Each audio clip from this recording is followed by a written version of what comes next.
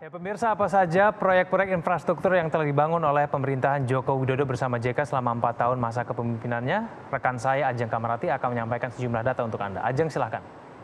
Terima kasih Egan. Ya pemirsa, selama masa pemerintahan Joko Widodo dan Yusuf Kala, pembangunan infrastruktur memang merupakan salah satu program yang gencar untuk dilaksanakan. Pembangunan infrastruktur dianggap akan meningkatkan konektivitas dan juga daya saing antar daerah di seluruh Indonesia. Lantas seperti apakah catatan pembangunan infrastruktur dalam 4 tahun pemerintahan Jokowi JK? Kita simak dalam data dan fakta yang akan saya paparkan berikut ini. Kita akan mulai dari angkutan darat atau transportasi darat. Pemirsa, ada jalan dan jembatan yang sudah selama 4 tahun bahkan 5 tahun terakhir ini digenjot pembangunannya. Ada jalan baru 947 km, jalan tol baru 947 km dan juga jembatan dengan kilometer atau panjang yang sama dan juga jembatan gantung 134 unit. Mengapa angkutan darat atau transportasi darat ini sangat penting pemirsa? Karena sebelumnya memang untuk konektivitas antar daerah apalagi daerah terpencil ini sangat sulit untuk dilakukan. Sehingga dengan adanya sejumlah jembatan ataupun jalan baru ini dilakukan karena agar meningkatkan konektivitas, merangsang daya saing antar daerah di Indonesia dan juga merupakan program implementasi mewujudkan keadilan masyarakat. Lantas bagaimanakah dengan kereta api? Kereta api sejauh ini sudah ada dari 2015 hingga 2018 pembangunan jalur ganda kereta api Prabu Mulih dan Kertapati sepanjang 85 km. Kalau kita lihat juga 2016 hingga 2017 ada sejumlah pembangunan yakni jalur ganda kereta api Bandara Suta sejauh 12 km. Lantas 2016 hingga 2018 ada jalur ganda Martapura Batu Raja 32 km. Ada juga persinyalan elektrik dan LRT Sumatera Selatan. Ini merupakan bagian dari reaktivasi jalur rel kereta api, rehabilitasi yang terus dilakukan, LRT yang dilakukan juga dan dibangun terus-menerus di Jakarta dan Sumsel dan juga MRT yang sebentar lagi akan kita jalankan di Jakarta. Lantas selanjutnya kita juga akan lihat pembangunan infrastruktur bandara alias bandar udara. Ada 10 tempat baru atau 10 bandara yang dibangun di berbagai daerah terpencil sehingga konektivitas antar daerah ini bisa semakin mudah dan revitalisasi serta pengembangan 408 bandara di sejumlah daerah yang dinilai rawan bencana, terisolasi dan juga tentunya di wilayah perbatasan. Selanjutnya kita akan simak infrastruktur lainnya yang dibangun sejauh ini yakni ada pelabuhan dengan total 19 pelabuhan baru. Dan ini juga sangat penting pemirsa karena telah terjadi pertumbuhan penumpang selama 4 tahun bahkan 5 tahun ke belakang yang artinya dengan adanya pertumbuhan penumpang juga terjadi pertumbuhan adanya barang yang dipindahkan satu dengan yang lainnya dengan adanya bandara baru dengan pertumbuhan 8 pelabuhan dengan membangun, merancang dan rampung pada tahun 2019 ini. Lalu bagaimanakah dengan bendungan dan embung? Ada 43 bendungan, lalu 4.359 embung dan 8 masih dalam pembangunan dan targetnya pada tahun 2019 ini ada 65 bendungan di seluruh Indonesia dengan kapasitas tampung 2,11 miliar meter kubik yang akan rampung dan bisa digunakan di tahun 2019 ini. Selanjutnya yang terakhir bagaimana dengan infrastruktur telekomunikasi, ada proyek Palaparing yang sedang digenjot dan juga dibangun dan sudah mulai bisa digunakan dan menopang produktivitas memenuhi akses komunikasi antar daerah dan teknologi dengan perluasan jaringan. Perluasan jaringan ini memang sangat penting pemirsa, apalagi untuk digunakan di daerah terpencil yang susah sinyal. Nah ini ada inovasi pembiayaan melalui pola kerjasama pemerintah badan usaha atau KBPU sehingga akses data di 137 daerah perbatasan ini bisa berlangsung dengan lancar. Dan untuk dialog selanjutnya akan dikawal oleh rekan saya Kevin Egan. Silakan Egan. Ya Ajeng, terima kasih. Pemirsa, pemerintah bertekad untuk menyelesaikan target pembangunan infrastruktur pada tahun ini. Lantas sampai mana pencapaian target pembangunan infrastruktur di Indonesia selama masa pemerintahan Joko Widodo? Dan apa saja yang kemudian menjadi kendala dan kesulitannya?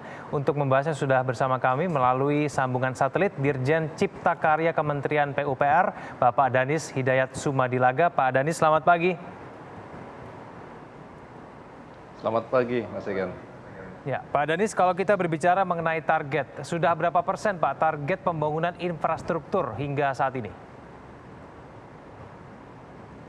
Ya, kalau kita melihat capaian infrastruktur, Kementerian PUPR itu bertanggung jawab terhadap sebagian dari infrastruktur tadi yang telah disebutkan, selain misalnya listrik, energi, dan sebagainya.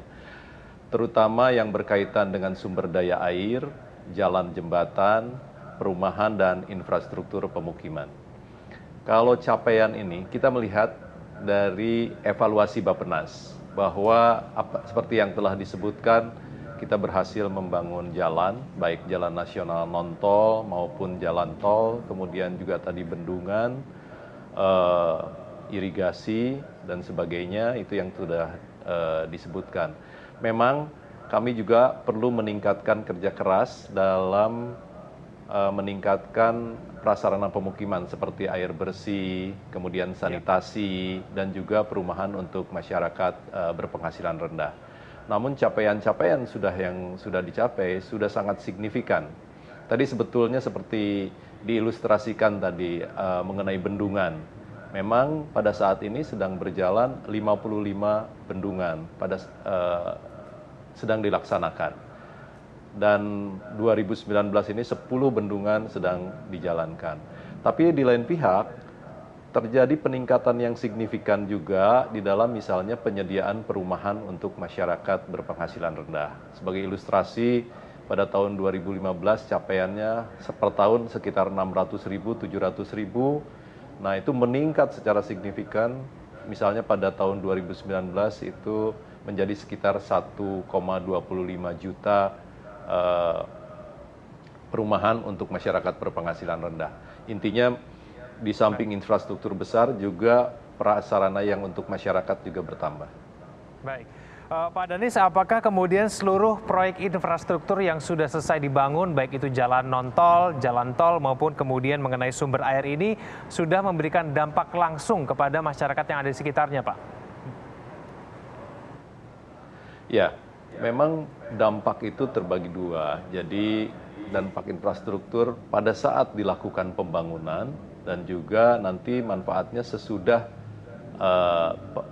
infrastruktur tersebut selesai. Kita tidak bisa melihat bahwa selesai kemudian langsung bermanfaat. Ada suatu proses, ada suatu waktu yang dibutuhkan di mana masyarakat ataupun dunia usaha juga menyesuaikan, sehingga memang misalnya seperti jalan tol, ada waktu nanti pemanfaatannya sehingga nanti terjadi pertumbuhan kegiatan ataupun ekonomi dalam beberapa waktu sesudah selesai dibangun. Begitu pula misalnya jalan di perbatasan. Itu juga mendukung adanya pertumbuhan ekonomi di daerah pinggiran di sana. Ada jeda waktu yang memang diperlukan untuk pertumbuhan tersebut. Baik, kalau mengenai salah satu proyek infrastruktur, Pak Danis, mengenai tol Trans Jawa, ada yang kemudian mengkritisi mengenai harganya yang terlalu tinggi, lalu kemudian membuat ekonomi di sekitar Jalan Pantura di sana menjadi menurun. Nah, ini bagaimana Kementerian PUPR menjawab mengenai hal ini, Pak Danis? Ya, sebetulnya pertama, menurut Undang-Undang Jalan Tol itu adalah sebagai alternatif, sehingga masyarakat ataupun dunia usaha itu diberikan pilihan mana yang lebih memberikan keuntungan kepada mereka, apakah menggunakan jalan nasional non-tol ataupun jalan tol. Nah, memang kita membandingkannya, ada jalan tol yang memang sudah beberapa tahun sebelumnya dibangun dan juga jalan tol yang baru. Kalau kita melihat bahwa perbandingannya harus menyeluruh. Misalnya kita melihat biaya yang dikeluarkan dengan waktu, dengan biaya operasi kendaraan yang harus dibebankan kepada kendaraan tersebut. Namun demikian, Kementerian PUPR bersama BUJT ini sedang melakukan evaluasi apa yang menjadi keluhan-keluhan tersebut. Kemudian memang perkembangan ekonomi itu juga di lain pihak, titik-titik lain yang ada di sepanjang tol itu mendapat pertumbuhan ekonomi yang signifikan juga dengan adanya jalan tol ini.